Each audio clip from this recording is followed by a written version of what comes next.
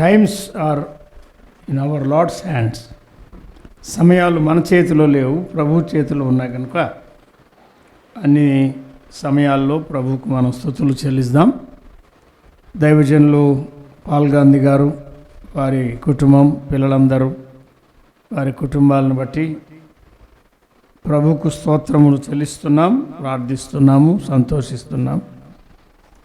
ఈ సిటీలో మరి కుమార్తె కుటుంబం అలాగే కుమారుని కుటుంబం కూడా ఉండడానికి ప్రభు అనుకూలపరిచాడు. సేవ వివరాలు తెలుసుకుంటూ ప్రార్థన చేస్తున్నాము. వారు ప్రారంభంలో పరిచర్య చేసినప్పుడు అక్కడ 1-2 సార్లు వాక్య పరిచర్య జరిగించాం. కానీ ఇటీవల జరిగిన మందిర ప్రతిష్ట చింతలలో అది తప్ప ఈ నియర్ పాస్ట్ గతించిన కొద్ది సంవత్సరాల్లో అననుకూలతల వల్ల నేను రాలేకపోయాను. ఈ సంవత్సరంలో చాలాసార్లు హైదరాబాద్కు రావాల్సి వచ్చింది. నా ఆరోగ్య పరిస్థితిని బట్టి, అంటే ఇన్ని సంవత్సరాల్లో లేని ఇబ్బందులు ఈ సంవత్సరం 75వ సంవత్సరంలో ప్రారంభమైనవి. 4 నెలలు దాటినా అది స్టెబిలైజ్ కాకపోవడం వల్ల ప్రతి నెల రావాల్సి వచ్చింది.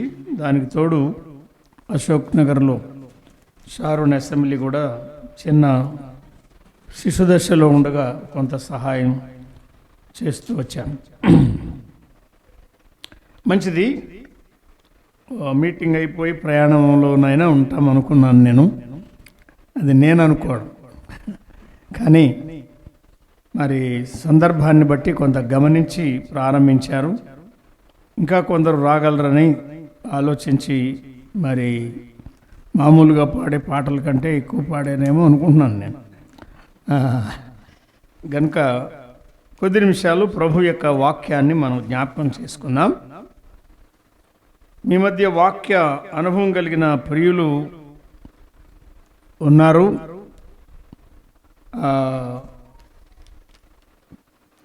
తెలిసిన వారి కంటే తెలియని వారే ఎక్కువ అనుభవం కలిగిన వారుగా కనబడుతున్నారు. నేను కొద్ది నిమిషాలు మీ మధ్య వాక్య పరిచర్య జరిగించి కూడిక ముగించుకోవాలని ప్రార్థన చేస్తున్నాము, ప్రయత్నం చేస్తున్నాం. ఇంత వర్షంలో కూడా మీరు వచ్చినప్పుడు మిమ్మల్ని ఖాళీగా పంపడం అది కూడా మంచిది కాదు.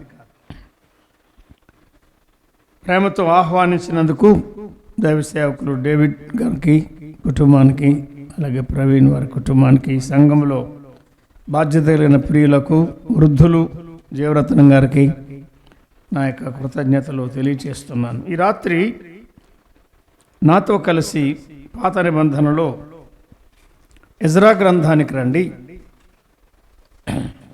ఎజ్రా గ్రంథం 1వ అధ్యాయం 4వ వచనం చదువుకుందాం. Chapter 1 and verse 4.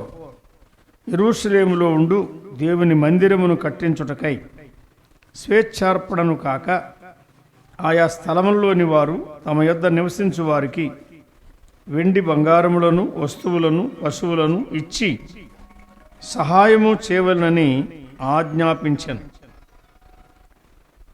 మరొక వచనం 1:6, 1వ అధ్యాయం 6వ వచనం. వారి చుట్టూ ఉన్న వారందరూ స్వేచ్ఛగా అర్పించినవి కాక వెండి ఉపకరణములను, బంగారును, పశువులను, ప్రశస్తమైన వస్తువులను ఇచ్చి వారికి సహాయము చేసిరి.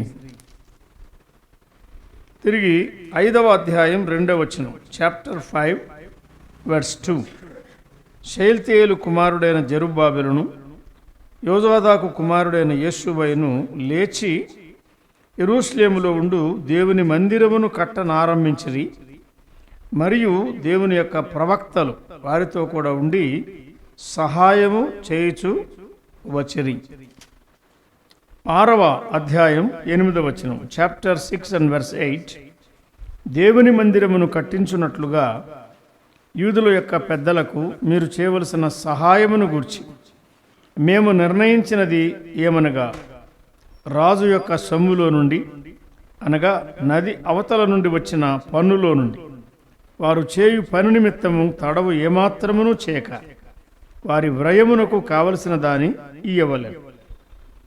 చివరిగా 8వ అధ్యాయం చివరి వచనం, the last verse of chapter 8:36.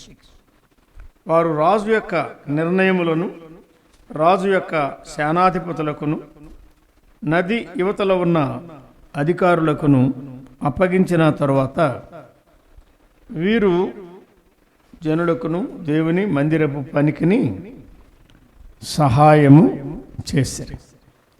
చదువుబడిన ఈ కొద్ది వచనాలు ఈ రాత్రి వేళ చేరి వచ్చిన మన అందరి ఆత్మల క్షేమార్థమై ప్రభువే మన కొరకు దీవించునుగాక. ప్రభునందున్న ప్రియమైన సహోదరి సహోదరులారా, స్నేహితులారా, మోరే నుండి, హెబ్రో నుండి, ఇంకా ఎవరైనా చేరి రాగలిగినా అందరిని బట్టి సంతోషిస్తున్నాము. ప్రభుకు స్తోత్రములు చెల్లిస్తున్నాం. రేపు ఎల్లుండి షారోన్లో, అశోక్ నగర్లో ప్రత్యేకమైన సభలు ఉన్నాయి. దైవ సేవకులు బ్రదర్ డేవిడ్, నేను వాక్య పరిచర్య చేయవలసి ఉన్నది. మా కొరకు ప్రార్థన చేయాలని మనవి చేస్తున్నాను. ప్రభువు సహాయం చేస్తే 2 దినాల కూడికలలో 3 వచనాలు ఆ స్థానిక సంఘ క్షేమం కొరకు ముఖ్యంగా ప్రభువు సన్నిధిలో వివరించాలని, నేను కూడా మరొకసారి ఆలకించాలని ఆశిస్తున్నాను. ఈ రాత్రి ఎజ్రా గ్రంథం కాదు, కానీ ఒక్క మాట మనం చదువుకున్నాం. ఈ 5 వచనాల్లో ఒక్క మాట ఉన్నది. ఆ మాట ఎజ్రా. ఎజ్రా అంటే సహాయం అని అర్థం. సహాయం, సహాయం, సహాయం, సహాయం, సహాయం. అయిపోయింది. సహాయం. ఎజ్రా గ్రంథం సహాయం, ఎజ్రా సహాయం, జెరుబ్బాబెలు సహాయం. గవర్నర్గా పంపబడ్డాడు. ఆయనే శేషపద్దర్ అని కూడా పిలువబడుతున్నాడు. ప్రధాన యాజకుడిగా ఉన్న యెహోషువ కూడా సహాయం. హగ్గై సహాయం, ఆయన వర్తమానాలు సహాయం. జకర్యా సహాయం. 14 అధ్యాయాల వర్తమానం జకర్యా అందించిన, 2 అధ్యాయాలే హగ్గై అందించిన. ఇద్దరి వర్తమానాలు సహాయం, ప్రజలకు సహాయం. ఎజ్రా రాక సహాయం. ఎజ్రా మందిర నిర్మాణంలో లేడు, మనందరికీ తెలుసు.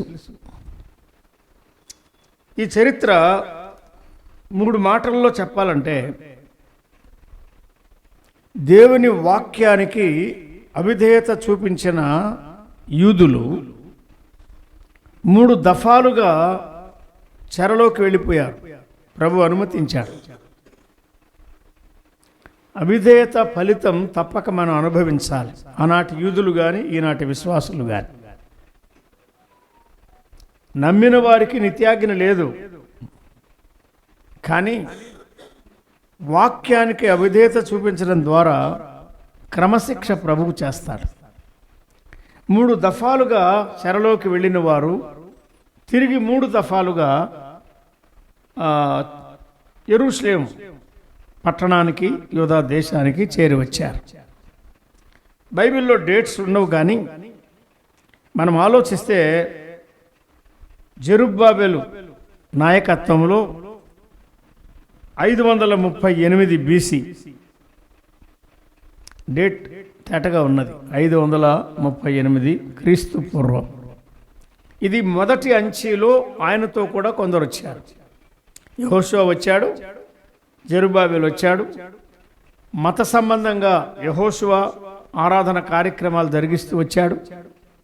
మరి గవర్నర్గా అన్ని విషయాల్లో నడిపించేవాడుగా జెరుబ్బాబెలు ఉన్నాడు. జెరుబ్బాబెలు అంటే కూడా బాబెలులో ఉండగా బాబెలు చిగురు అంటారు. బాబెలు చిగురుగా బాబెలులో ఉన్న ప్రజలు విడుదల పొంది యెరూషలేముకు వస్తారు. మందిర నిర్మాణంలో ప్రభు వారిని బలపరచి ఉపయోగిస్తాడు. మందిర నిర్మాణం వారు పూర్తి చేస్తారు అనే భావముతో an offspring of Babel, బాబెలు చిగురు అని ఆ చిన్నవానికి పేరు పెట్టారు. బైబిల్లో ప్రతిదీ అర్థసహితంగా ఉంటుంది. అర్థమైతే ఆనందిస్తాం, అర్థం కాకపోతే అయోమయంగా మిగిలిపోతాం. ఇంతే సంగతులు.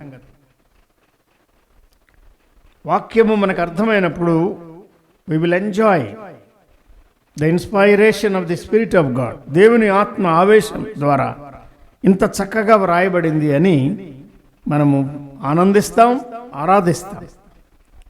అనుసరించడం చాలా ప్రాముఖ్యమైనది. రెండవసారి మందిర నిర్మాణం పూర్తయిన ఒక 60 సంవత్సరాలు దాదాపుగా గడిచిన తరువాత ఎజ్రా నాయకత్వంలో మరికొంతమంది యెరూషలేం పట్టణానికి చేరివచ్చారు. వారు క్రీస్తు పూర్వం 458 బీసీలో వచ్చారు. క్రీస్తు పూర్వం అన్న బీసీ అన్న ఒకటే. తర్వాత మూడవది, ఈ గ్రంథం ప్రక్కన నెహెమ్యా గ్రంథం ఉంది కదా, జెరుబ్బాబెలు నాయకత్వం, తర్వాత ఎజ్రా నాయకత్వం. మూడవది నెహెమ్యా నాయకత్వం. మందిర నిర్మాణం జరిగిన తర్వాత, సేవ జరిగిన తర్వాత ఎజ్రా ఇంకా ఉండగానే, ఎజ్రా వెళ్ళిపోలేదు, ఎజ్రా సజీవుడుగా ఉండగానే నెహెమ్యాను ప్రభు పంపించాడు. నెహెమ్యా ద్వారా కొంతమంది, జెరుబ్బాబెలుతో కొంతమంది, ఎజ్రాతో కొంతమంది, నెహెమ్యాతో కొంతమంది. నెహెమ్యా 445 బీసీ, క్రీస్తు పూర్వం 445వ సంవత్సరంలో ఆయన తిరిగి వచ్చాడు. ఇది పాత నిబంధన చరిత్రకు ముగింపు కాలం కదా. అంటే అదేంటండి, మలాకి వరకు ఉంది కదా అంటే, మలాకి వరకు ఉన్నవి ప్రవచన గ్రంథాలు. చరిత్ర అనేది అంతటితో అయిపోయింది కదా. ఎజ్రా ఉండగానే నెహెమ్యా వచ్చాడు, ఇద్దరు కలిసి పనిచేశారు. నెహెమ్యా గ్రంథంలో ఇద్దరి పేర్లు మనం చదువుతున్నాం. ఎజ్రా గ్రంథంలో 2 పేర్లు మనం చదవకపోవచ్చు, అప్పటికి నెహెమ్యా రాలేదు. కానీ ఎజ్రా, నెహెమ్యా ప్రాకార ప్రతిష్టలో ఉన్నారు. ప్రభు సేవలో వారిద్దరు వాడబడ్డారు. ద గ్రేట్ బైబిల్ రీడింగ్, నెహెమ్యా గ్రంథం 8వ అధ్యాయంలో ఎజ్రా ఉన్నాడు, నెహెమ్యా ఉన్నాడు. ప్రాకార ప్రతిష్టలో ఇద్దరు ఉన్నారు. ఇటువంటి విషయాలు మనము గమనించడం మనకు చాలా సహాయకరం. కనుక ఈ 3 దఫాలుగా జెరుబ్బాబెలు ద్వారా, ఎజ్రా ద్వారా, నెహెమ్యా ద్వారా యెరూషలేం పట్టణానికి వీరు యూదులు తిరిగి వచ్చారు. అందరూ రాలేదు, రాగలవారు వచ్చారు, అందరూ రాలేదు. కొందరు మిగిలిపోయారు. మిగిలిపోయిన వారి చరిత్ర ఎస్తేరు గ్రంథంలో ఉన్నది. ఇది మామూలుగా బైబిల్ చదివే వారికి తెలిసిందే, కానీ నేను జ్ఞాపకం చేయాలని ఆశిస్తుంటాను. అది కొంతమందికి మొదటిసారి కావచ్చు, ఫస్ట్ హ్యాండ్ ఇన్ఫర్మేషన్ కావచ్చు. కనుక మనకు తెలిసిన బైబిల్ను గురించినటువంటి అవగాహన మనకు కలగడం అది చాలా సహాయకరం. అంటే ఎజ్రా గ్రంథం మొదట 6 అధ్యాయాలు మందిర నిర్మాణం, తర్వాత 7వ అధ్యాయానికి 6వ అధ్యాయానికి మధ్యలో ఎస్తేరు గ్రంథం. కాలక్రమం ప్రకారం అంతే, క్రొనలాజికలీ అంటారు, కాలక్రమం. తర్వాత ఎజ్రా రాక, ఎజ్రా యెరూషలేములో చేసిన సేవ, 7, 8, 9, 10 అధ్యాయాలు. ఈ రాత్రి ఎజ్రా అంటే అర్థం ఏమిటి? సహాయం. ఇంకంతే, సహాయం. ఎజ్రా పేరులో సహాయం ఉంది, ఎజ్రా జీవితంలో, పరిచర్యలో దేవుని ప్రజలకు సహాయం ఉంది. కొన్ని ఆశ్చర్యకరమైన విషయాలు నేను గమనించిన వాటిని మీకు క్లుప్తంగా జ్ఞాపకం చేయాలని నేను ఆశిస్తున్నాను. ఏమంటే, ఈ కార్యనిర్వహణ ఎవరు జరిగిస్తున్నారు? ఎవరు సంకల్పించారు? ఆకాశమందలి దేవుడు అంటారు, గాడ్ ఆఫ్ హెవెన్స్. ఆయన పైనున్నాడు, ఆయన ముందే సమస్తం నిర్ణయించాడు, జరిగిస్తున్నాడు. సర్వజ్ఞాని, సార్వభౌముడు. ఆయన అనుకున్న దాన్ని ఎవ్వరూ రివర్స్ చేయలేరు, తిప్పలేరు. అటువంటి మహాగణుడు ఆయన. ఎజ్రా గ్రంథంలో మనకు కనబడే వ్యక్తిని గురించి ఎజ్రా గ్రంథంలో జరిగిన మందిర నిర్మాణాన్ని గురించి 3 ప్రవచన గ్రంథాలు మనం జ్ఞాపకం చేసుకుందాం. క్లుప్తంగానే టర్న్ టు ఐజాయా, యెషయా గ్రంథం 44వ అధ్యాయానికి రండి. ఎజ్రా గ్రంథానికి యెషయా గ్రంథానికి ఎంత సంబంధం ఉన్నదో మనం చూడవచ్చు. 44వ అధ్యాయం ఇప్పుడు చదవండి. 26 నుండి వరుసగా చదివితే అక్కడ నేనే అంటే మరి ఎవరు కాదని, నా ఆలోచన నా దూతలకు తెలియజేస్తున్నాను, వారి ఆలోచన నెరవేర్చువాడను. అంటే యెరూషలేము నక్కలకు లేక తుంబోళ్లకు స్వాధీనంగా ఉంటుంది అని కొన్ని వచనాలు ఉన్నాయి కదా, అదే ముగింపు కాదు అని దాని భావం. మరలా నేను దాన్ని దర్శిస్తాను, దాన్ని నివాస స్థలంగా చేస్తానన్నాడు. యూదా నగరులను గూర్చి అవి కట్టబడును, అంటే ఆ నగరులు కట్టబడింది నెహెమ్యా కాలంలో కదా.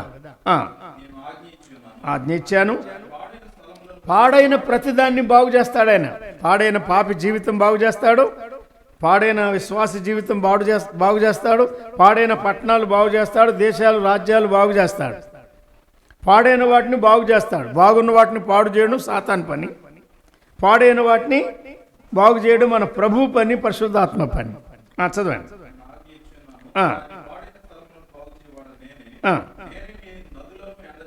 నదులను ఎండజేస్తాడు, ఆశ్చర్యకార్యాలు జరిగించి ప్రజలను తెస్తాడు. మరి నీళ్లుంటే అందరినీ మళ్ళీ అప్పటికప్పుడు వంతులు కట్టేవారు కాకండి, రావడానికి లేదని అట్లా ఆపేవాడు కాదు ఆయన. ఈ దేవుడు ఏం చేస్తాడంటే మొత్తం నీళ్లు ఎండజేసి ఎండిన స్థలాల్లో వారిని నడిపిస్తాడు ఆయన. అది ప్రభు యొక్క గొప్ప కార్యం. ఇక్కడ వచ్చాడు ఒక వ్యక్తి, క్యారెక్టర్. ఎవరైనా? కోరెషు, ఇంగ్లీష్లో సైరస్ అంటారు. ఈ కోరెషు ఆజ్ఞాపించింది ఎప్పుడు?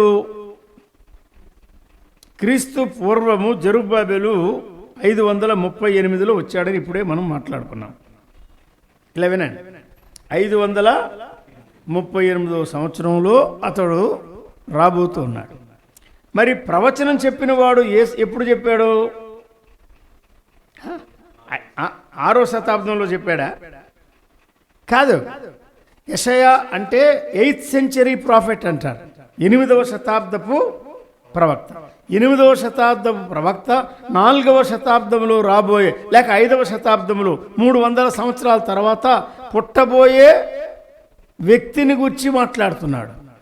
పుట్టబోయే బిడ్డ చేయబోయే పని, పరిచర్య. ఏం బైబిల్ అండి, ఏం దేవుడు అండి. నేను ఎప్పుడు ఊహ కాదు, కల్పన కాదు. ఇది 100 సంవత్సరాల తర్వాత పుట్టబోతున్నాడు. కోరెషు పుట్టలేదు, కోరెషు తల్లిదండ్రులు పుట్టలేదు, వారి తల్లిదండ్రులు పుట్టలేదు, వారి తల్లిదండ్రులు పుట్టలేదు, వారి తల్లిదండ్రులు పుట్టలేదు. అప్పుడే ఆ వ్యక్తి పేరు రాస్తున్నాడు. అవునా?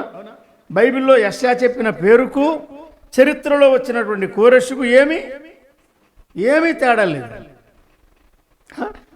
ఎగ్జాక్ట్లీ. ఏంటి దేవుని మహాకృప!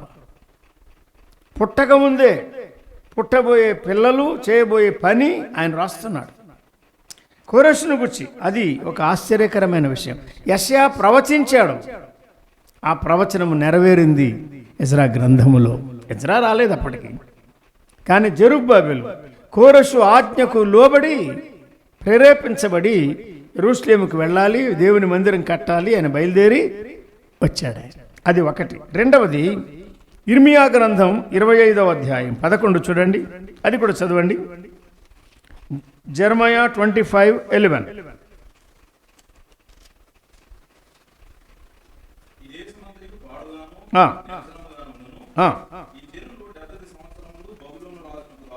అక్కడ యెరూషలేము కట్టబడును అన్నాడు.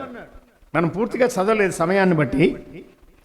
కోరెషు నా మంద కాపరి, నా చిత్తమంతా నెరవేర్చువాడా అని మాట్లాడుతున్నాడు ఆయన. నీ ముందు నేను తలుపులు తెస్తా, I will open gates before you. ఎవ్వరు నిన్ను అడ్డగించలేరు అన్నాడు.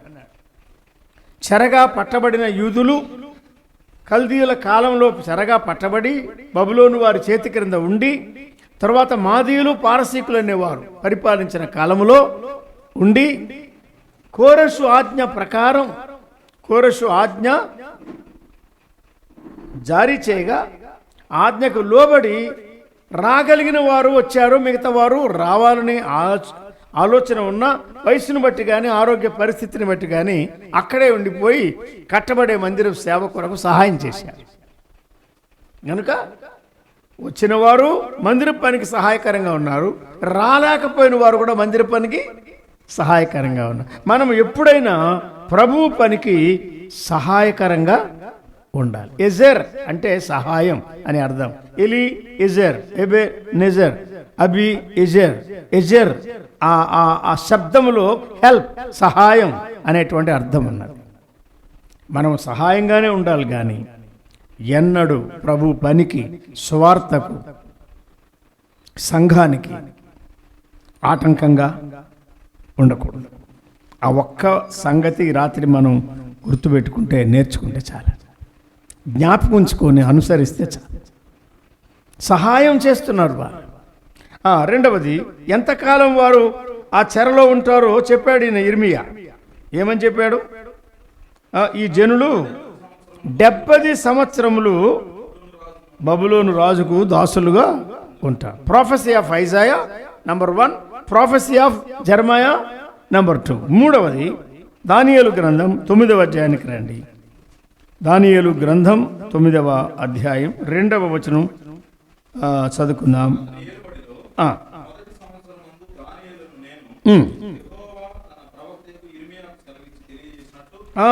అదే అంటే ఇర్మియా 25 చదువుకున్నా, ఇంకా అక్కడక్కడ ఉంది. తెలియజేసినట్టు యెరూషలేము పాడుగా ఉండవలసిన 70 సంవత్సరములు సంపూర్తి అవుచున్నవి. ఆ కాలంలో ఉన్నాడు ఆయన. అవి సంపూర్తి అవుచున్నవి అని గ్రంథం వలన గ్రహించానండి. గ్రంథము అన్నాడా, గ్రంథాలు అన్నాడా? గ్రంథాలంటే కనీసం యెషయా, ఇర్మియా. కనుక ఆలోచించిన వాడు ప్రభువు, ప్రవచించి దాన్ని తెలియజేసిన వాడు యెషయా ద్వారా, ఇర్మియా ద్వారా ప్రభువు నెరవేరుస్తున్నాడు ఆయన. అది నెరవేరడానికి దానియేలు ప్రార్థన చేస్తున్నాడు. The prophecy of Isaiah, the prophecy of Jeremiah and the prayer of Daniel. ఈ 3 గుర్తుపెట్టుకోండి. 3 దఫాలుగా వారు తిరిగి వస్తున్నారు. It all starts with Cyrus. కోరెషు అనేవాడిని పుట్టించి, కోరెసిన వాడిని పెంచి పెంపారజేసి రాజుగా చేసి, పారసీక దేశం రాజుగా చేసి, ఆయనకు ముందు కొంతమంది రాజులు ఉన్నారు, ఆయన తర్వాత వేరే రాజులు ఉన్నారు. కానీ దేవుని మందిరం కట్టబడే కార్యక్రమం కోరెషు ద్వారా ఆయన జరిగించాడు. గమనించారా? కాబట్టి యెషయా ప్రవచనం, ఇర్మియా ప్రవచనం, దానియేలు ప్రార్థన, వీటి ద్వారా ఏం జరిగింది? చెరలోకి వెళ్ళిన యూదులు యెరూషలేముకు తిరిగి వచ్చారు. తర్వాత మందిరము అక్కడ నిర్మించారు. దేవుని మహాకృపతో నిర్మించారు. ఎజ్రా గ్రంథంలో 10 అధ్యాయాలు ఉన్నాయి. చాలా చిన్న పుస్తకం అది. దానిలో 2 భాగాలు ఉన్నాయి. మొదటి 6 అధ్యాయాలు సెక్షన్ 1 మందిర నిర్మాణం, చివరి 4 అధ్యాయాలు సెక్షన్ 2 7, 8, 9, 10 అధ్యాయాలు మందిర నిర్వహణ. కట్టబడిన మందిరములో సేవ ఎలా జరిగిందో ఎజ్రా కాలంలో ఆ 4 అధ్యాయాల్లో ఆయన వివరించాడు. దాన్ని మనం జ్ఞాపకించుకుందాం. ప్రభు పని కొరకు సిద్ధపరచబడిన పాత్రగా ఉన్నాడు. 7వ అధ్యాయం ధర్మశాస్త్రం, ఆ గ్రంథం అంతా చదివి అందులో ప్రవీణత సంపాదించాడు. 7వ అధ్యాయం ప్రకారం ఎజ్రా సహాయకరంగా ఉండాలంటే అలాగూ సిద్ధపరచబడాలి, పదును పెట్టబడాలి కదా. లేఖనాల్లో హీ వాజ్ వెరీ థరో. ఇది నాకు తెలియదు, ఇది నాకు రాదు అనేది లేదు. ఎజ్రా అన్నీ ఎరిగి కట్టబడిన మందిరంలో యూదులకు సేవ చేయడానికి ఆయన పంపబడ్డాడు. 8వ అధ్యాయంలో గొప్ప ప్రార్థనాపరుడుగా అహావా నది దగ్గర ప్రార్థనలో ఉండి 3 రోజులు ప్రేయర్ కాన్ఫరెన్స్ జరిగించి తర్వాత వారు ప్రయాణం చేశారు. అడవుల గుండా ప్రయాణం, అపాయాలు ఉన్నాయి, శత్రువులు ఉన్నారు. మరి క్షేమకరంగా చేరాలంటే ఏమడిగాడు ఆయన? కాన్వాయ్ అడగలేదు, కాల్బలం అడగలే. ఏమడిగాడు? అడగడానికి సిగ్గు. ఈ రాజును అడగడం నాకు సిగ్గు అనుకున్నాడు. రాజాది రాజును అడిగాడు. It was granted. దేవుని కరుణాహస్తం, దేవుని కరుణాహస్తం నాకు తోడుగా ఉన్నందున మేము క్షేమముగా చేరుకున్నాం అని చెప్పాడు. ప్రభు మా ప్రార్థన అంగీకరించాడు. The reason, the good hand of God. దేవుని కరుణాహస్తం, దేవుని కరుణాహస్తం, దేవుని కరుణాహస్తం మాటి మాటికి మాట్లాడుతున్నాడు. ఎజ్రాలో, నెహెమ్యాలో అదే మనం చదువుతున్నాం. ఈనాడు సేవలో కూడా ఎవరి హస్తం? మన ప్రభువు కరుణాహస్తం తప్ప మరేది కాదండి. ఎవరిని వాడుకున్నా ఆయన వాడుకుంటాడు, ఆయన ప్రేరేపిస్తాడు, ఆయన సిద్ధపరుస్తాడు. నువ్వు చెయ్యి, నువ్వు చెయ్యి, నువ్వు ఇలా చెయ్యి అని ప్రేరేపిస్తాడు. మందిర నిర్మాణం జరిగింది. పాత నిబంధన అక్షరార్థం. క్రొత్త నిబంధనలో మందిరం దేవుని సంఘం, జీవము గల దేవుని సంఘం. సామ్రాజ్యాలు కాదు దేవుని ఆలోచన. సంఘం, రక్తమిచ్చి సంపాదించిన సంఘం. ఎజ్రా గ్రంథంలో సంఘాన్ని గురించిన సత్యాలు ఉన్నాయి. అతని మందిలో సంఘం లేదు, కానీ సంఘాన్ని గురించిన ఆలోచనలు, ఛాయలు ఆయన విస్తారంగా మనకు అనుగ్రహిస్తున్నాడు. కోరెష్ అనేవాడిని పుట్టకముందే సంకల్పించాడు ఈ పని కొరకు. నేను నియమించానన్నాడు, నేను రేపితిని అన్నాడు, నేను పిలిచానన్నాడు, నేను ఉపయోగించానన్నాడు.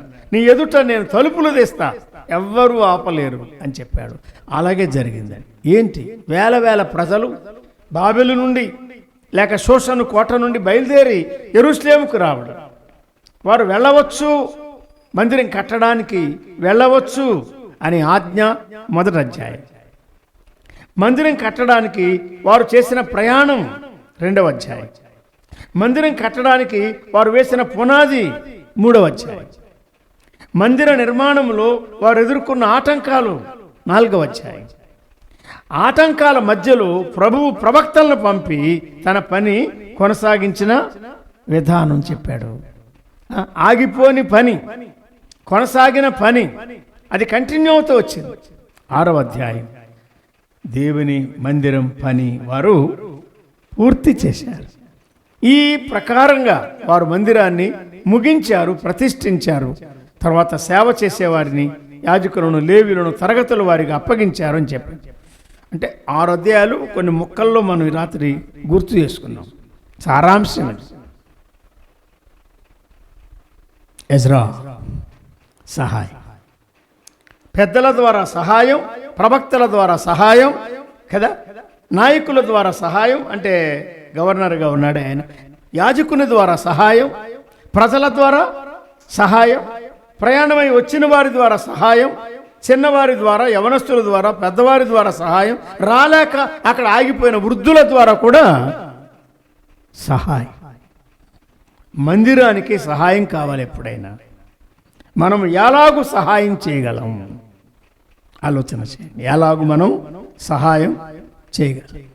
మొదటి అధ్యాయంలో మీరు వెళ్ళండి, మందిరం కట్టడం కొరకే, ప్రత్యేకంగా మందిరం కట్టడం కొరకే, ఆ గురితో, ఆ ఉద్దేశంతో వెళ్ళండి, వెళ్ళవచ్చు అని ద డిక్రీ ఆఫ్ సైరస్, కోరెష్ ఇచ్చిన ఆజ్ఞ, యూదులను అనుమతించిన ఆజ్ఞ. ఎందుకు? వ్యాపారం చేయడానికి కాదు, స్థలాలు కొని గృహాలు కట్టుకోవడానికి కాదు, అవన్నీ వేరే కార్యక్రమాలు. కానీ ముఖ్యంగా నా మందిరం కట్టునట్లు, జీవము గల దేవుని మందిరము కట్టుటకు మీరు వెళ్ళండి. మీలో ఎవరు ఆయన జనులై ఉన్నారు, all those who are willing, బయలుదేరండి, వెళ్ళండి, బయలుదేరండి, వెళ్ళండి, కట్టండి. ఎంత చక్కని ఆజ్ఞ ఇచ్చాడు. దాని వెనక ఎవరున్నారు? ప్రభు ఉన్నాడు. సార్వభౌముడైన ప్రభు కోరెషును ప్రేరేపించాడు. ఇప్పుడు మరొక 3 రాజులను, మరొక అంటే అంతా కలిసి 3. ఒక వచనం చదివయ్యా, 6వ అధ్యాయం 12వ వచనం చదువుదాం. Book of Ezra chapter 6 and verse 14 కదా, 14. పెద్దలేమో కట్టిస్తున్నారు. ఈ అందరూ కలిసి చేసిన పనిది, టీం వర్క్ కదా, వన్ మ్యాన్ షో కాదు. సంఘాలు ఎక్కడైనా వన్ మ్యాన్ షో నిలబడవు. అందరూ కలిసి పని చేస్తే అది దీవెనకరంగా ఉంటుంది, వాక్యానుసారమైన సత్యం అది. ప్రవక్తల పని ప్రవక్తలు చేయగా, పెద్దల పని పెద్దలు చేయగా, వృద్ధుల పని వృద్ధులు చేయగా, చిన్నపిల్లల పని వారు చేయగా, పురుషుల పని పురుషులు, స్త్రీల పని స్త్రీలు చేయగా ఏమైంది? మందిరం పూర్తయింది, బాగుగా జరిపిరి. వినండి, ఇప్పుడు ఈ ప్రకారం ఇశ్రాయేలులో దేవుని ఆజ్ఞను అనుసరించి వీరు కట్టిస్తూ ఉన్నారు. అక్కడ 3 పేర్లు రాసి చూడండి. 1 పారసిక దేశపు రాజు కోరెషు, 2 దర్యావేషు, 3 అత్త. ఈ ముగ్గురిని ఎందుకు చెప్పాడు అంటే, పారసిక దేశపు రాజులు ముగ్గురే కాదు, చాలామంది ఉన్నారు. మాదీయులు ఉన్నారు, పారసీకులు ఉన్నారు. ఈ శిరస్సు ఒకటే కదా, కల్దీయులు ఉన్నంత కాలం శిరస్సు ఒకటే. శిరస్సు పోలికలో చెప్పాడు. ఆ రాజ్యం కాగానే భుజాల పోలికలో చెప్పాడు. భుజాలంటే 2 కదా, కొన్నిసార్లు మాదీయులు, కొన్నిసార్లు పారసీకులు. వారు చేయొచ్చుగా చాలామంది రాజులు పరిపాలించారు. కానీ దేవుని ప్రజలకు దేవుని మందిరం విషయంలో, దేవుని సేవ విషయంలో, ఆరాధన విషయంలో సహాయకరంగా ఉన్నవారు ముగ్గురు. మీరు వెళ్ళండి, మందిరం కట్టండి అని ఆజ్ఞాపించిన వాడు కోరెషు నంబర్ 1. ఆటంకాలు కలిగినప్పుడు మీరు ఆపకండి, పని చేయండి అని ఆజ్ఞాపించిన వాడు దర్యావేషు నంబర్ 2. కట్టబడిన తరువాత అంతటితో పని ఆపకండి, సేవ చేయండి. దేవుని సేవ ఎలా చేయాలో ఎజ్రా చెప్పిన ప్రకారంగా నీ దేవునికి, నీ మందిరానికి, దేవుని మందిరానికి ఏది చేయాలి అంత ఆలోచన ప్రకారం చక్కగా సేవ చేయండి, ఎంత ఖర్చైనా సరే మీరు చేయండి అని ఆజ్ఞ ఇచ్చినవాడు అర్థహశస్త. చూసారా? కాబట్టి ఈ ముగ్గురు ప్రవక్తలు, వారికి ఎజ్రా గ్రంథానికి, మందిర నిర్మాణానికి సంబంధం మనం గమనించాం. ఈ ముగ్గురు అన్యరాజులు దేవుని మందిరం కట్టడానికి నమ్మని వారిని, ఎవరిని? కోరెషును, దర్యావేషును, అర్థహశస్త ప్రభు ఉపయోగించారు.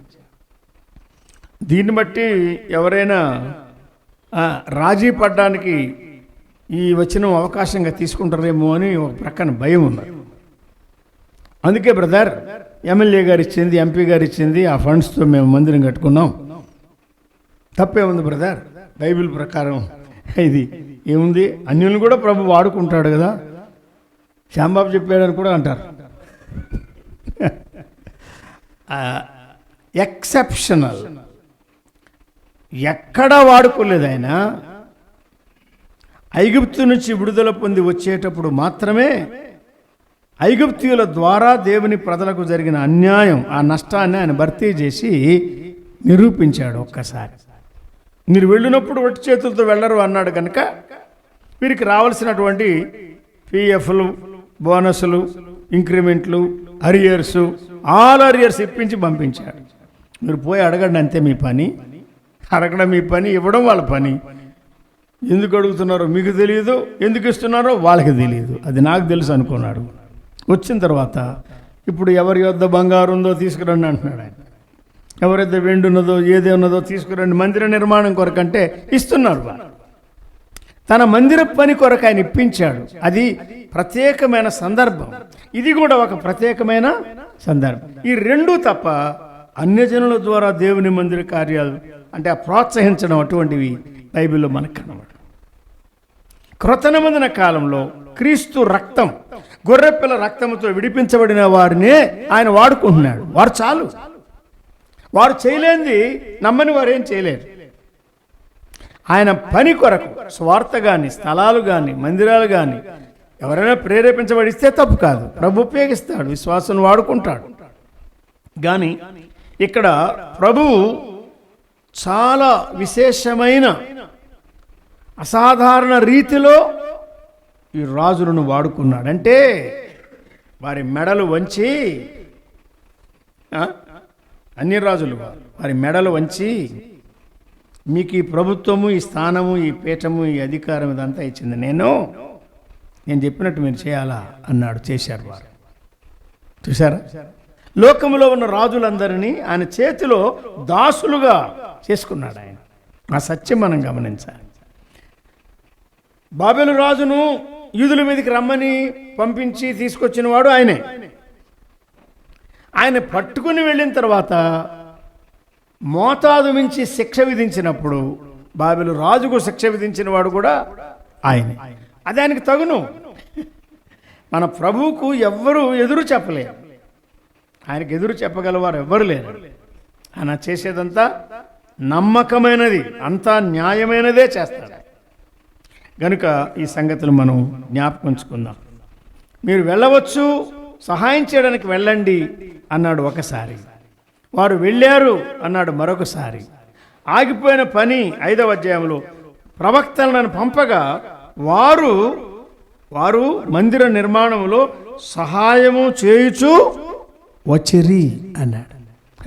ప్రవక్తలు కూడా మేము ప్రసంగికులం కదా, మేము సేవకులం కదా అనుకోలేదు, వారు సహాయం చేస్తూ వచ్చారన్నాడు. ఇక 6వ అధ్యాయంలో పని ఆగిపోయినప్పుడు దర్యావేష్ కూడా, అంటే కోరెషు పుట్టించిన ఆజ్ఞ, దానికి అడిషనల్ డిక్రీ, మరొక బలమైన ఆజ్ఞ దర్యావేషు పుట్టించి, ఇదో జాగ్రత్త, మీరు పని ఆపమని మాకు రాశారు, కానీ మేమేం చెప్తున్నాం, మేము ఆజ్ఞాపిస్తున్నాం, యెరూషలేములో దేవుని మందిర పని ఏమాత్రం ఆపకూడదు. ఆపకపోగా మీరు దానికి చేయవలసిన సహాయం, పెద్దలకు మీరు చేయవలసిన సహాయం 6:8లో మాట తేటగా ఉంది చూడండి. రాజుకు రావలసిన పన్నులో నుండి, సొమ్ములో నుండి ఏదేది కావాలో అన్నిటికీ, బలులకు కావలసినవి, కోడెలు కానీ, పొట్టేళ్ళు కానీ, గొర్రెపిల్లలు కానీ, గోధుమలే కానీ, ఉప్పే కానీ, ద్రాక్ష రసమే కానీ, నూనెయే కానీ, ఎవ్రీ మైన్యూట్ డీటెయిల్, దేవుని మందిరానికి, సంఘానికి, సేవకు సంబంధించిన ప్రతిదానిని, రాజుకు రావలసిన దానిలో నుండి మీరు ఇయ్యవలెను అని ఆజ్ఞాపించాడు. చివరిగా 8వ అధ్యాయంలో మందిరం కట్టబడిన తర్వాత 60 సంవత్సరాల తర్వాత వచ్చిన ఎజ్రా, ఆయన బృందం, యాజకులు, లేవీలు అందరూ కలిసి 8:36 ఏమన్నాడు చదవండి బ్రదర్.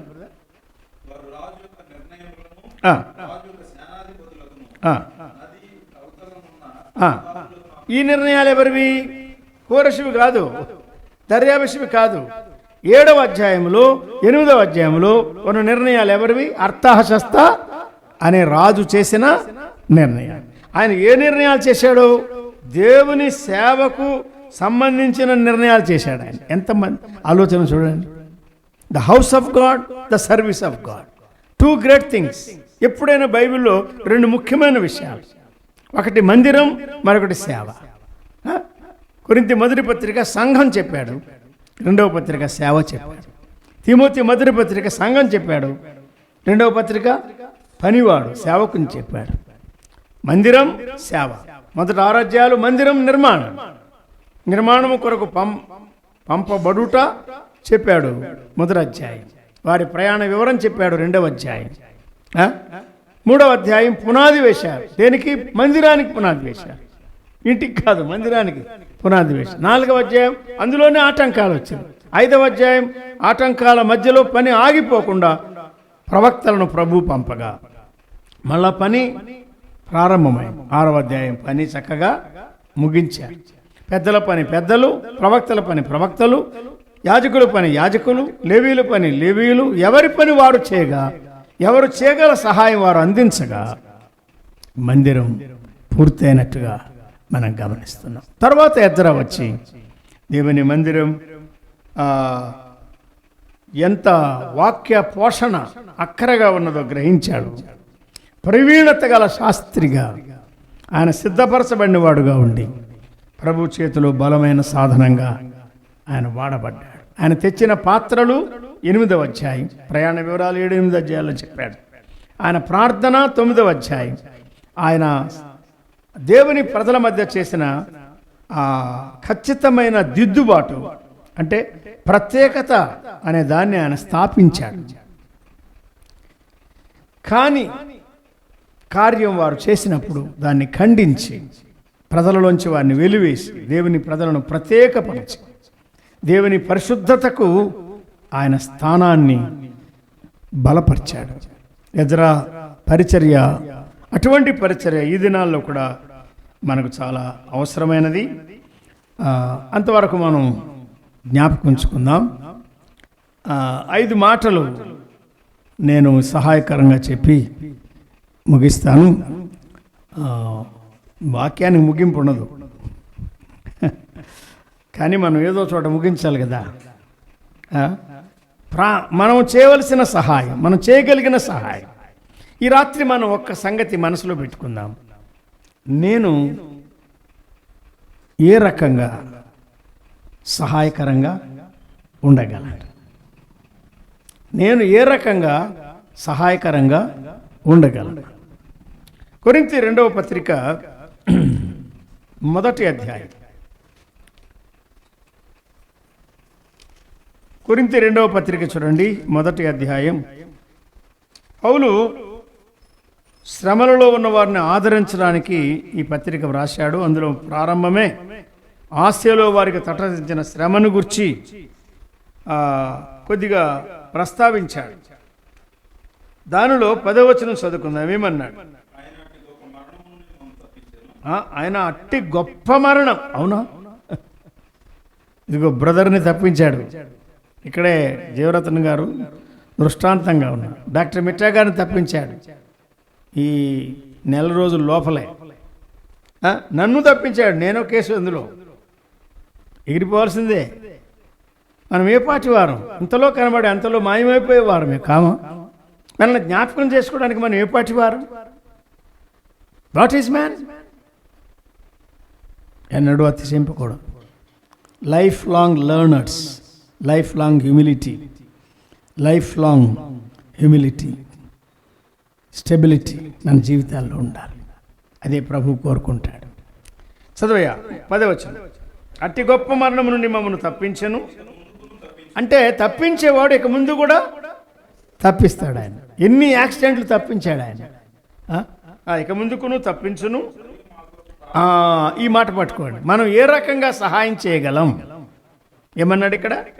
మా కొరకు ప్రార్థన చేయటం వలన మీరు కూడా సహాయము చేయుచుండగా అన్నాడు. చాలు. అన్ని సహాయాల్లో గొప్ప సహాయం ఏది? ప్రార్థన సహాయం. పైసలు కూడా కాదు, ప్రార్థన సహాయం. కొంతమంది కొన్ని స్థలాల్లో అయ్యా మీ కొరకు మేము ప్రతిరోజు ప్రార్థన చేస్తున్నాం అని చెప్పేవారు ఉంటారు. అది మాకు ఎంత ధైర్యాన్ని ఇస్తుంది, ఎంత ప్రోత్సాహాన్ని ఇస్తుంది. మీరు కూడా ప్రార్థన చేయుచుండగా సహాయం చేస్తున్నారు. మనకు ఆశ ఉన్నా కొన్నిసార్లు కొన్ని మనం సహాయం చేయలేకపోవచ్చు. కానీ అది ఎప్పుడైనా ఎక్కడైనా మనలో ఎవరైనా చేయగలిగిన సహాయం, ప్రార్థన సహాయం.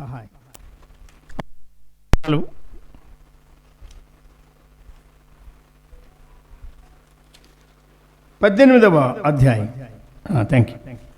అపోస్తుల కార్యముల గ్రంథం 18వ అధ్యాయం 27 చదవండి. 18:27. తర్వాత అతడు అకయకు పోదలిచినప్పుడు సహోదరులు ప్రోత్సాహపరచుచు అక్కడ శిష్యులకు వ్రాసిరి. అపోల్లో ఏం చేస్తున్నాడు? పేతురు వలె వేల ఆత్మలు పట్టినవాడు కాదు, కానీ ఈయన వాక్యం వాక్యం వాక్యం చెప్పేవాడండి. అక్కడ ఎజ్రా ప్రవీణుడు అని చెప్తే ఇక్కడ అపోల్లో లేఖనాల్లో ప్రవీణుడు అన్నారే. వాక్యము ద్వారా విశ్వసించిన వారికి చాలా సహాయం చేశాడన్నాడు. ఈ రాత్రి దాదాపుగా వచ్చిన మనం అందరం ప్రభువుని నమ్ముకున్న వారమే. మరి మనం ఏం విన్నాం? సువార్త కాదు, వాక్యం విన్నాం. వాక్యము ద్వారా ఏమున్నది? సహాయం. మన కట్టేది వాక్యం, దేవుని వాక్యం. దాని విభజన, దాని వివరణ, దాని వరుస, దాని యొక్క ఆ బ్యూటీ, ఆ రమ్యత మన జీవితాల్లో ఎంత దీవెనకరమైనది.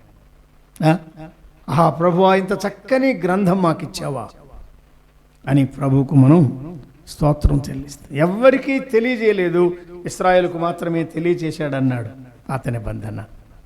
క్రొత్త నిబంధనలో వాక్యమంతా వ్రాయించి మన చేతికి ఇచ్చాడు. హెబ్రీ భాష మనకు రాదు, గ్రీకు భాష మనకు రాదు. మన సొంత భాషలో అనువాదం చేసి నేరుగా, ఇంగ్లీష్లోంచి కాదు, నేరుగా ఆదిమ హెబ్రీ గ్రీకు భాషల్లోంచి తెలుగులోకి చక్కని అనువాదం చేశారు. కొన్ని వెర్షన్స్ అంత యాక్యురేట్గా లేవు, కానీ తెలుగు బైబిల్ దేవుని మహాకృప చేత చాలా వరకు సరి అయిన రీతిగా తర్జుమా చేయబడింది. ప్రభు మనకి ఆ భాగ్యం ఇచ్చాడు. వాక్య సహాయం, ప్రార్థన సహాయం, వాక్య సహాయం. అంతేకాదు లూకాసు వార్త 5వ అధ్యాయం, లూకాసు వార్త 5వ అధ్యాయం, ఒక్క నిమిషం.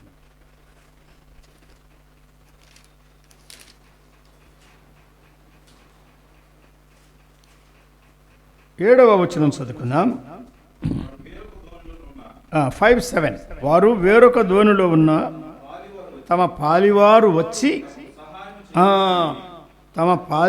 వచ్చి తమకు సహాయము చేయవలనని వారికి సంజ్ఞలు చేశారు. వారు సహాయం చేశారు, మనకు తెలుసు కదా.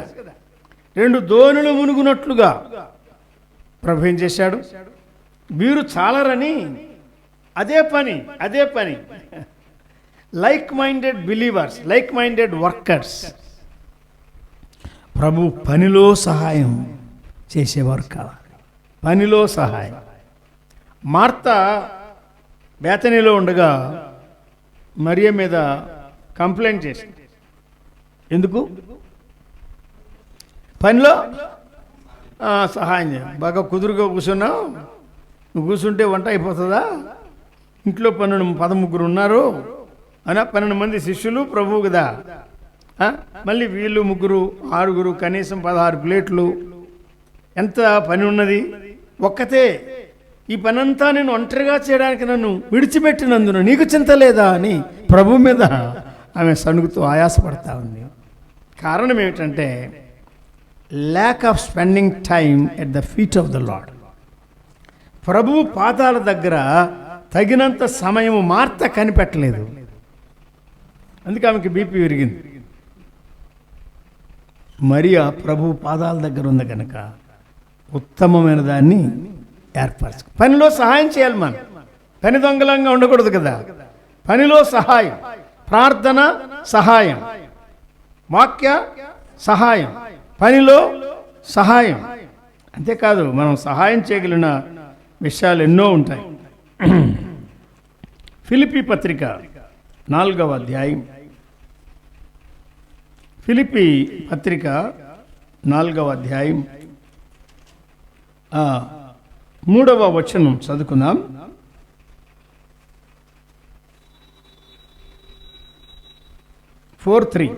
ఆ స్త్రీలు క్లెమెంతుతోనూ నా ఇతర సహకారులతోనూ సువార్త పనిలో నాతో కూడా సహాయపడిన వారు అంటున్నాడు. ప్రయాస పడినవారు, వారికి సహాయము చేయమని నేను నిన్ను వేడుకొనుచున్నాను. ఆ సహకారుల పేర్లు అన్నాడు. సహకారులు అంటే ఎవరు? సహాయం చేశారా, ఆటంకపరిచారా? సహకారులుగా. ఇందులో సువార్తలు విన్నారా? మీటింగులు ఉంటే పనులు ఉంటాయి, ఆరాధన ఉంటే పని ఉంటుంది, సువార్తకి వెళ్ళాలంటే పని ఉంటుంది, ఎన్నో బాధ్యతలు ఉంటాయి. దీనిలో మనం ఏం చేయగలమంటే సహాయం. ఎజ్రా గ్రంథంలో సహాయము అనే మాట తెలుగులో 5 స్థలాల్లో కనీసం మనం గమనిస్తున్నాం. దానిలోంచి రాత్రి ఈ మాట మనం ధ్యానం చేస్తూ వచ్చామంతే. కనుక నీవు నేను ఏ రీతిగా సహాయం చేయగలం? ప్రార్థన సహాయం, వాక్య సహాయం, పనిలో సహాయం, సువార్తలో సహాయం. మరొక రీతిగా కూడా మనం సహాయం చేయగలం. ఇక్కడే ఫిలిప్పీ పత్రిక 4వ అధ్యాయంలోనే చెప్పాడు. ఏం చెప్పాడు చూడండి, 16వ వచనం. తెస్సలోనికలో కూడా ఎప్పుడెప్పుడు ఏటేట కాదు, మాటి మాటికి అన్న. మాటి మాటికి మాటి మాటికి మాటి మాటికి నా అవసరము తీర్చుటకు సహాయం చేశారు. ఇదే సహాయం అంటే ప్రాక్టికల్ హెల్ప్, మెటీరియల్ హెల్ప్ కదా. వస్తు సహాయం, పదార్థ సహాయం, సొమ్ము సహాయం. ఆశించాడా పౌలు? ఆశించలేదు. అవసరాలు ఎక్కడైనా తెలియజేశాడా? తెలియచేయలేదు. కానీ he is acknowledging the receipt of their fellowship. దీన్నే గాస్పుల్ ఫెలోషిప్ అంటారు.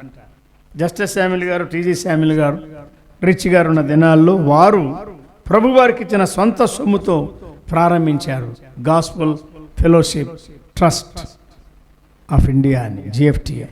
నేటి వరకు కొనసాగుతాం. భారముతో ప్రారంభించిన పని ఆర్థికంగా మనకున్న దానిని లేని వారితో పంచుకోవడం అనేది. సువార్త పనిలో వారు సాగిపోతున్నారు. దేవుని వాక్యం చెప్తున్నారు. అన్ని జనుల వల్ల ఏమీ తీసుకొనక వారు ఆయన నామము నిమిత్తం బయలుదేరారు, వారి పేరు కొరకు కాదు. అట్టివారికి ఉపకారము చేయ బద్ధులమై ఉన్నాం అన్నాడు. We are bound to help such. అట్టివారికి ఉపకారము చేయ బద్ధులమై ఉన్నాం అన్నాడు. కాబట్టి అది దేవుని దృష్టికి ప్రీతికరమైనది, ఇష్టము, మనోహరమైన, ప్రీతికరమైన, సువాసనకరమైన యాగము అని కూడా చెప్పారు. ఇంకా మీరు ధ్యానం చేయండి. ఎన్నో రీతులుగా ప్రభు పనిలో మనం సహాయం చేయగలం. డిక్టేట్ చేస్తూ ఉంటే రాయడం కూడా సహాయం. రాజారావు గారికి వ్రాత సరిగ్గా రాదు. ఆయన రాస్తే మనం చదవలేం. పుస్తకాలు అసలు ప్రింట్ అయ్యేవి కాదు. కానీ స్క్రైబ్స్, ఎవరో ఒక అబ్బాయి, ఎవరో ఒక అమ్మాయి, నువ్వు కూర్చోమ్మా, నువ్వు కూర్చో, నేను డిక్టేట్ చేస్తూ ఉంటే రాస్తా. పుస్తకాలు 66 పుస్తకాలు, కనీసం 64 పుస్తకాలు అలా తయారైంది. 2 పుస్తకాలు ఎందుకు చెప్పలేదంటే, రూతు గ్రంథం సిస్టర్ రాశారు, ఎస్తేరు గ్రంథం ఆయన మరొకరికి అప్పగించారు. అంటే చాలామంది రాశారు కనుక నేను ఏ పేరు చెప్పాలో కష్టంగా ఉంది. రూతు కన్నయ్య గారు కూడా మళ్ళీ రాశారు. రాజారావు గారు 44 గ్రంథాలు ఆయనే, ఫాక్స్ గారు రాసినవి, వారు రాసినవి, ఆయన చేసిన ధ్యానాలు అన్నీ కలిపి చక్కగా తయారు చేసి మనకు అందించి వెళ్ళారు. A great contribution. తెలుగులో అటువంటి కాంట్రిబ్యూషన్ మనకి మన సహవాసంలో ఎవరు చేయలేదు. గ్రంథాలుగా ఉపదేశాలు ఎంతోమంది చేసి వెళ్ళిపోయారు, ఎక్కడ రికార్డెడ్గా లేవు. కాబట్టి in what way can we be of some help? In what way can we further the work of God? ప్రభు పని ఎలాగూ మనం వృద్ధి చేయగలం, అందులో నేను ఏ పాటి సహాయం చేయగలనని ఒక ఆలోచన చేయండి, ఒక ప్రార్థన చేయండి. ప్రభువా, నన్ను రక్షించినందుకు, నాకు కృపావరం ఇచ్చినందుకు, నన్ను సంఘములో చేర్చినందుకు నేను ఏ రీతిగా సహాయపడగలను నాకు తెలియచేయంటే ప్రభు తప్పగా తెలియజేస్తాడు. ఆనాడు వారందరూ ఎవరి కోవలో, ఎవరి పరిధిలో వారు సహాయం చేశారు. ఈనాడు మనం కూడా స్వార్థ పనులు, సంఘము, సేవ, పరిశుద్ధుల విషయాల్లో ప్రభువుకు మహిమకరమైన సహాయం చేయగలుగునట్లు ప్రభు మనలను వాడుకునుగాక. ప్రార్థన చేద్దాం. స్తోత్రార్హుడా, మహిమగల దేవా, మీ కార్యములు గొప్పవి, మీ సంకల్పములు లోతైనవి, మీ మార్గములు అగమ్యము, మిమ్మును మేము గ్రహింపజాలం. క్రీస్తు యేసు ద్వారా మాకు లభించినందుకై మీకు స్తోత్రములు.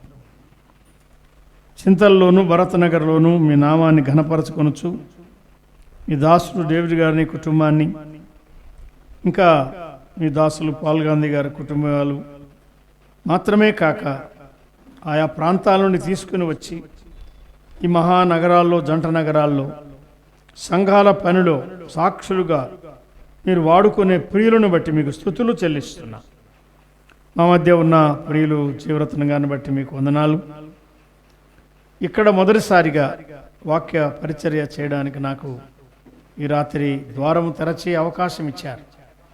మనుష్య బలహీనతల మధ్య ప్రకటింపబడిన ఈ వాక్యం, మీరు అందించిన సందేశం మా హృదయాల మీద నిలిచి ఉండనట్లుగా చేయుదురని, ఫలింప చేయమని సంఘం యొక్క ప్రతి అక్కర తీర్చుదురని, తిరిగి వెళ్ళే వారికి ప్రయాణాల్లో తోడ్పడుదురని మహిమ ఘనత మీకే ఆరోపిస్తూ మా ప్రభు అయిన క్రీస్తు యేసు నామమున దీన మనసుతో వేడుకొనుచున్నాం తండ్రి. వందనం.